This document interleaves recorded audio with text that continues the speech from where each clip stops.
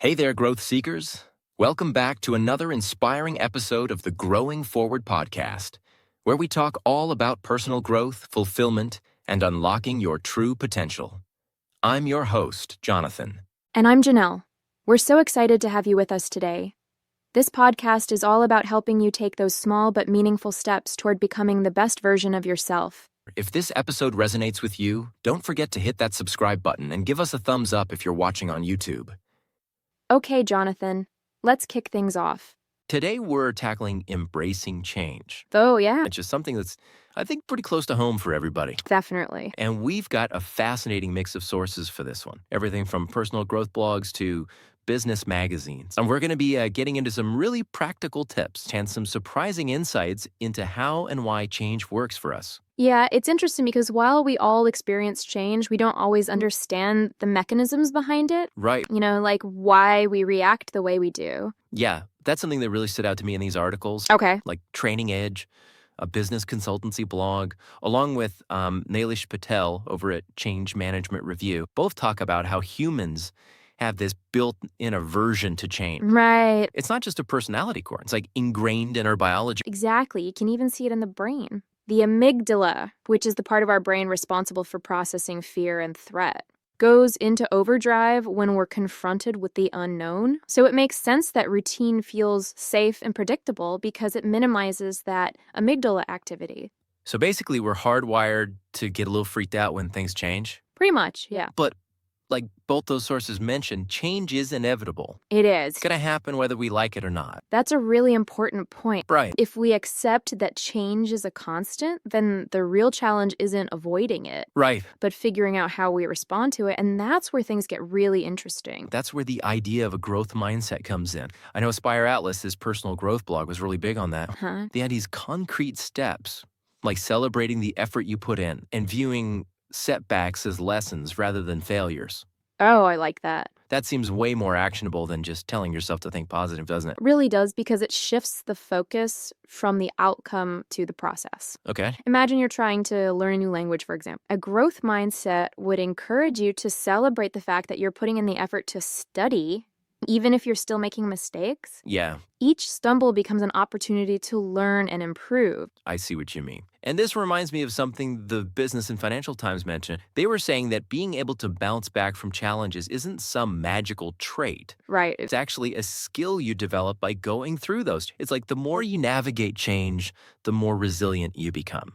That's a great way to put it. Resilience is essentially the ability to bounce back from setbacks and adapt to change. Okay. Think about a time you faced a tough deadline at work.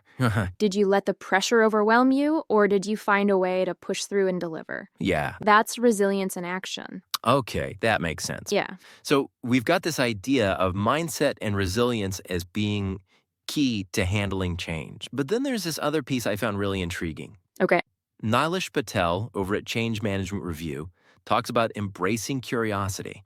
Oh, interesting. He suggests that instead of fearing the unknown, we should get curious about our own reaction to change. Oh, cool.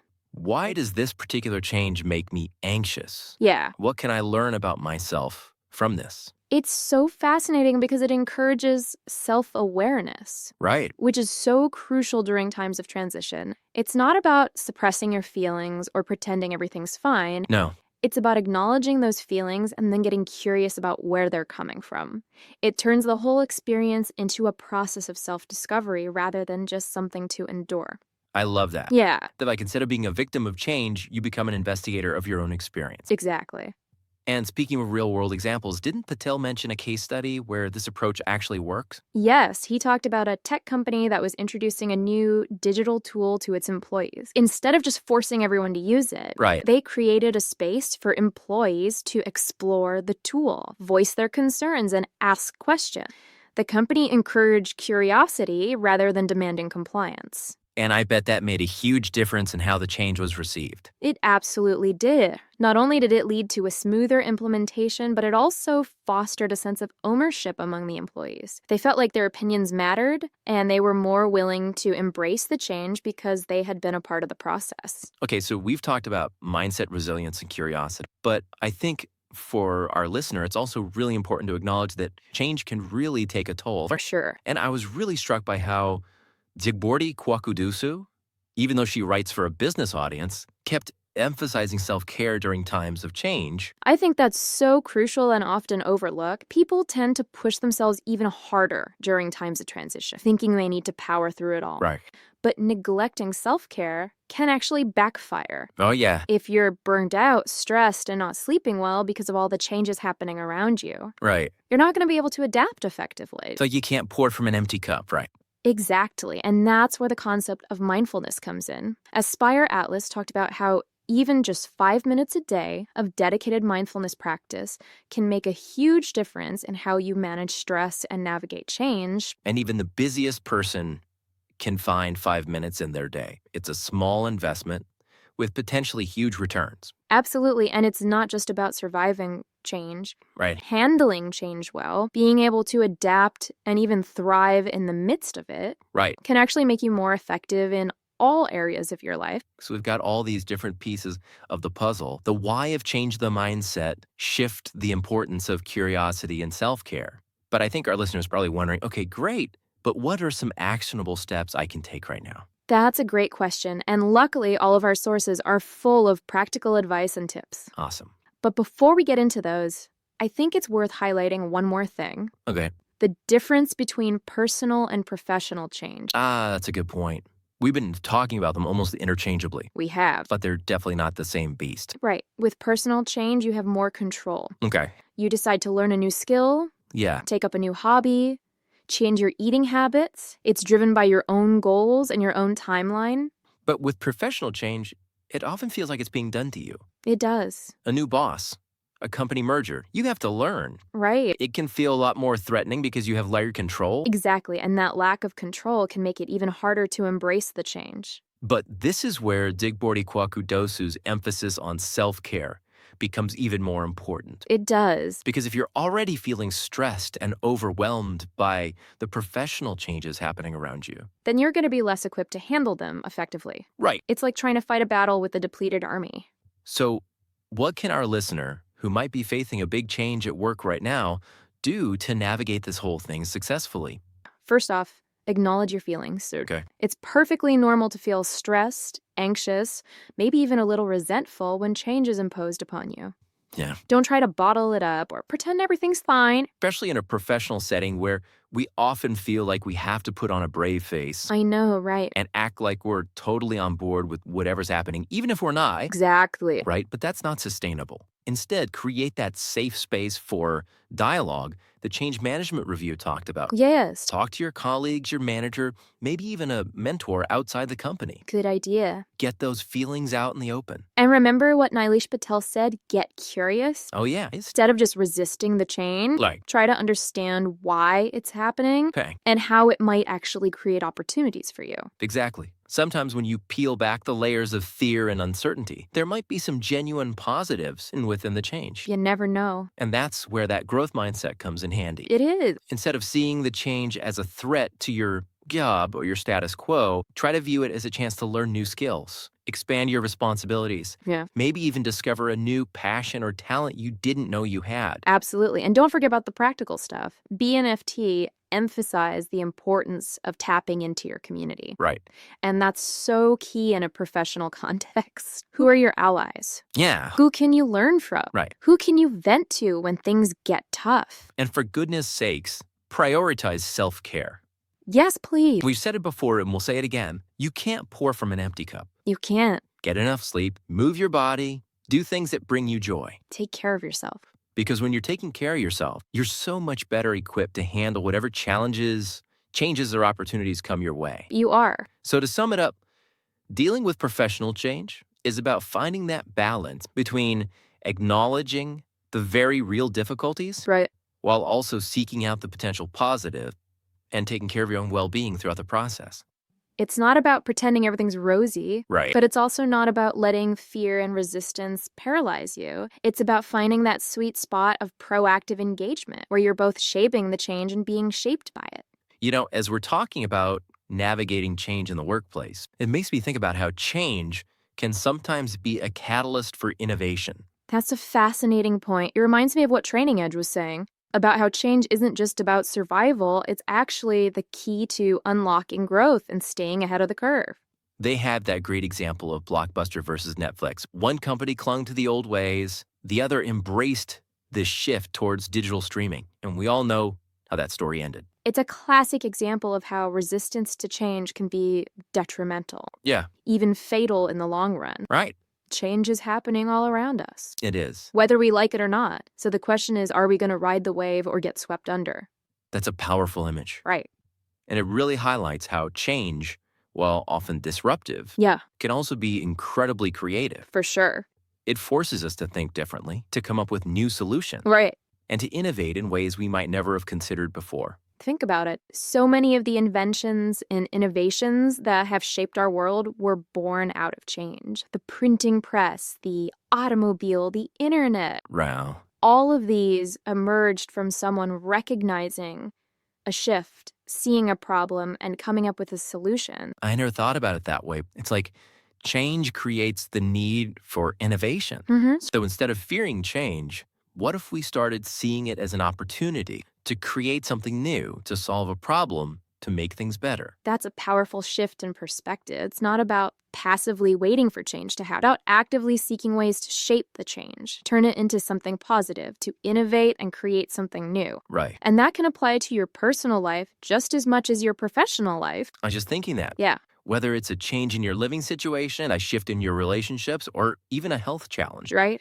Instead of letting those changes overwhelm you, you can ask yourself, okay, how can I use this as an opportunity to create something better? Exactly. How can you use this change to learn a new skill, connect with others in a new way, or build a more fulfilling life? Right. It's about reclaiming your agency in the face of change and saying, this is happening now. What can I do with it? This whole conversation is making me realize that having a growth mindset is really about seeing change not as the end of something, but as the beginning of something new. Right. And who knows that something new might be even better than what came before. Well said. And I think that's a beautiful note to transition to something else we touched on earlier, the idea of understanding the why behind the change. So yeah, Nilesh Patel really emphasized that, didn't he? he did. He said it's crucial to understand not just the what of the change, but the why. Right. I think it's easy to get so caught up in the logistics Yeah. and the immediate impact that we forget to step back and ask, why is this happening in the first place? It's like being told to climb a mountain without knowing why. Right. You might begrudgingly start hiking, Yeah. but without a clear sense of purpose, you're more likely to give up when things get tough. But if you know that at the top of that mountain, there's a breathtaking view or a hidden treasure or even a chance to help someone in need, Right. well, suddenly that climb feels a lot more worthwhile, doesn't it? Exactly. And that's why understanding the why of the change is so crucial, Right. whether it's a personal change or a professional one. Okay. When you understand the purpose, the motivation, the bigger picture behind the change, Mm-hmm. it's easier to buy into it, to see the potential benefits, and to navigate the challenges with a renewed sense of purpose. So how do we actually do that? Yeah. How do we go beyond the surface level and really dig into the why of the change? Well, it starts with asking questions. Okay. If it's a professional change, don't be afraid to ask your manager or your team leader or whoever's leading the change. Right. What's the rationale behind this? What are the goals we're trying to achieve? How will this benefit the team or the company or even the customers? And don't just accept the first answer you get right. No, Dig deeper. Ask follow-up questions. Challenge assumptions. exactly. Really try to understand the thought process behind the change. Exactly. And if it's a personal change, the questioning becomes more introspective. Why am I making this change? Uh-huh. What do I hope to gain from it? What are my deeper motivations? Okay. Sometimes journaling or talking to a trusted friend or mentor, or even just taking some quiet time for reflection Right. can help you uncover the why behind your own actions. I like that. Because sometimes the why isn't immediately obvious. Right. It might take some soul searching, some honest self-reflection to really get to the heart of the matter. But the effort is worth it because when you understand the why, the change becomes less about something happening to you Mm-hmm. and more about something you're actively choosing to do, Okay, even if it's challenging or uncomfortable. that makes sense. You're taking ownership of the change even if you didn't initiate it. Yeah. You're aligning your actions with your values and your goals, even when things are in flux. Mm-hmm. That can be really empowering. It is empowering because it shifts you from a passive recipient of change Right. to an active participant in shaping your own experience. Speaking of shaping your own experience, I'm curious to get back to the idea of actionable steps. What are some practical tips our listener can use to navigate change successfully? Well, let's start with some of the wisdom from our sources. Okay. Aspire Atlas, the personal growth blog, had some great tips for cultivating a growth mindset. They suggested things like celebrating your effort, Huh? even if you haven't achieved the desired outcome yet, Right. and viewing setbacks as lessons rather than failures. I love those. They're so simple yet so powerful. I know, right? It's about focusing on the process rather than just the end result. Exactly. And it's about recognizing that growth is a journey, not a destination. You're going to make mistakes, you're going to encounter obstacles, but it's how you respond to those challenges that ultimately determines your success. The Business and Financial Times also had some great advice, particularly around building resilience. Mhm. They talked about the importance of taking care of yourself during times of change, both physically and mentally. That's so important. Remember, resilience is about having the capacity to bounce back from setbacks, and you can't do that if you're running on empty. Right. Make sure you're getting enough sleep, eating nourishing foods, moving your body, and engaging in activities that bring you joy and help you de-stress. They also had that great analogy about humans being like eggs. We have to crack open our shells and embrace the messy process of growth and transformation. Totally. If we try to stay in our comfort zones forever, we'll eventually become stagnant. That's a vivid image. Yeah. And it's a good reminder that growth often involves discomfort. But that discomfort is a sign that we're stretching ourselves, we're expanding horizons, we're becoming more than we were before.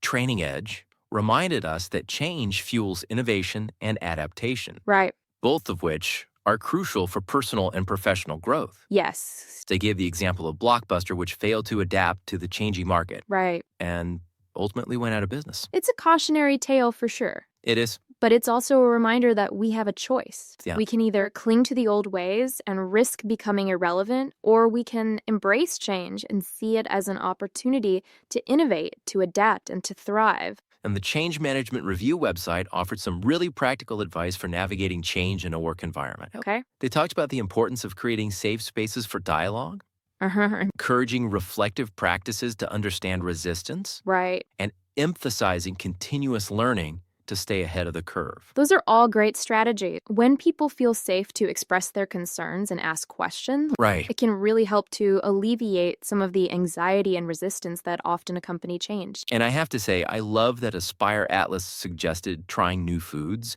as a way to embrace change in your everyday life. Oh, that's a good one. It's such a simple, fun way to step outside of your comfort zone and experience something new. It's a great reminder that embracing change doesn't have to be this big, daunting thing. Yeah. It can start with small, everyday actions that help you build your change muscle and become more comfortable with the unknown. So we've got all these great tips and insights from our sources. But at the end of the day, I think it comes down to this. Change is inevitable, but growth is optional. I like that. We can choose to resist change, to fear it, to let it overwhelm us, or we can choose to embrace it, to see it as an opportunity for growth, learning, and transformation. And that's where the real power lies. Yeah. It's not about pretending that change is always easy or fun. Right. It's about recognizing that change is an inherent part of life. Mm-hmm. And that our ability to adapt and thrive in the face of change is what allows us to grow and evolve. It's interesting how all these ideas connect, isn't it? It is. The growth mindset, resilience, curiosity, self-care, they all play a role in how we navigate change successfully. Absolutely. It's like they're all different facets of the same gem. Right. Each one contributes to our overall capacity to adapt, grow, and even thrive in the midst of change. And speaking of connecting the dots, I keep thinking back to something else Nilesh Patel mentioned in his article on Change Management Review. Okay. The importance of understanding not just the what of the change, but the why. Yes. That's such a crucial point and one that often gets overlooked in the hustle and bustle of daily life. Right.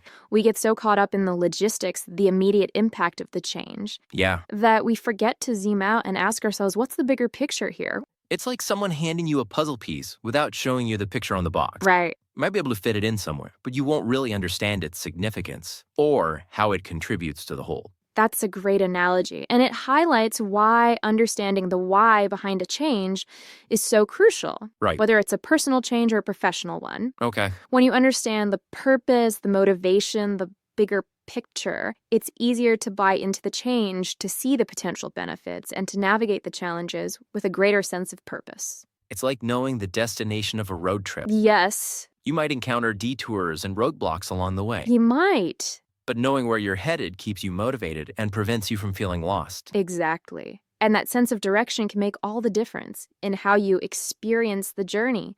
So, how can we get better at understanding the why behind the changes we face? It often starts with simply asking questions. That makes sense. In a professional setting, if your company is undergoing a major restructuring, don't be afraid to ask your manager or team leader, what are the goals we're trying to achieve with this? How will this ultimately benefit the team, the company, or our customers? And don't just accept the first answer you get. Ask follow-up questions, challenge assumptions. Really try to understand the thought process and rationale behind the change. It's like being a detective, isn't it? It is. You're gathering clues, piecing together information, and ultimately trying to solve the mystery of why. Exactly. And sometimes the why isn't immediately obvious. Right. It might take some digging, some reflection, some honest conversations to really get to the heart of the matter, even when it comes to personal changes. That's a good point. If you're making a major life change like switching careers or moving to a new city, it can be helpful to journal about your motivations. Talk to trusted friends or mentors, or simply to spend some quiet time reflecting on your deepest whys. Sometimes the why is about aligning your actions with your values and goals. Right. It's about making choices that feel authentic and purposeful, Yeah. even when those choices are difficult or involve a degree of uncertainty. It's about taking ownership of your life and your choices, even when external circumstances are pushing you in a particular direction. And that can be incredibly empowering because when you understand the why, the change becomes less about something happening to you and more about something you're actively choosing to participate in, even if it's challenging or uncomfortable. This whole conversation has been so insightful. It has. Covered so much ground, from the science behind a resistance to change Yeah. to the practical tips for building resilience and embracing curiosity. And I think the overarching message is that while change is inevitable, how we respond to it is ultimately up to us. I completely agree. We have the power to choose growth, We do. to seek opportunity, and to shape the changes in our lives in ways that align with our values and aspirations. So, to our listener, we hope this deep dive has given you some valuable tools and perspectives to navigate the ever-changing landscape of your life. Remember, change is a constant, but growth is a choice. Keep asking those why questions, keep embracing those changes, and keep diving deep into the topics that matter most. And we'll be here to guide you along the way. Until next time.